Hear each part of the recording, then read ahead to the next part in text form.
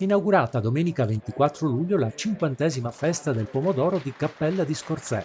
L'ortaggio, simbolo dell'estate e della cucina mediterranea, è il protagonista della festa organizzata dalla Proloco di Scorzè in collaborazione con il comune e le associazioni di categoria.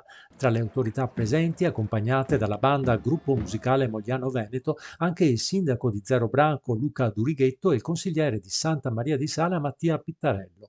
Prima dell'inaugurazione, la sfilata di oltre 60 trattori, seguita dalla benedizione al monumento ai caduti davanti alla chiesa, con la posa di una cesta di fiori.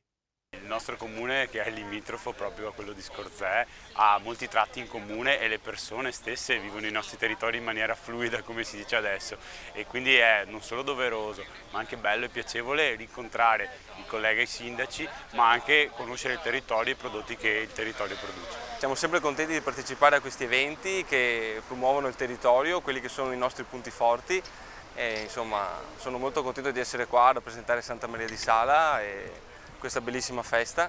Molto importante anche il ruolo e il valore dei volontari. Il valore dei volontari è l'amore per il paese, l'amore, la passione nel fare senza chiedere nulla.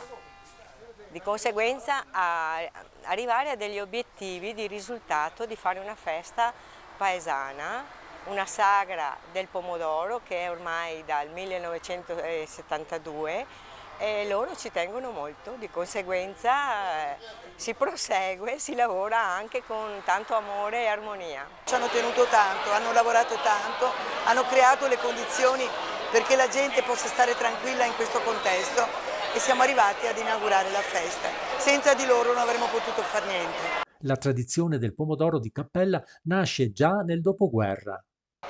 C'è una tradizione di pomodoro a Cappella che nasce nel dopoguerra perché era un pomodoro e un terreno sufficientemente morbido per fare dei pomodori belli grossi da mensa, e con quello sono nati anche i pomodori grattè, un piatto straordinario che si possono fare anche un giorno prima, 2 giorni prima e sono eccezionali. Il nostro pomodoro di Cappella d'altronde si presta molto bene per fare il risotto. L'acqua del pomodoro si fa poi il condimento del risotto quando cuoce in pentola. È una deco di Scorzè e che abbiamo avuto l'approvazione regionale proprio per questa tipicità che fa parte del territorio di Cappella di Scorzè. Premiati anche 7 agricoltori per la loro preziosa attività. Ma la produzione agricola di Cappella va al di là del solo pomodoro. Da gennaio a dicembre si inizia con il radicchio è variegato, precoce, tardivo. Si inizia la stagione col radicchio e si intermedia coi piselli, pomodoro, tegoline. E quest'anno è stato un anno molto, molto duro.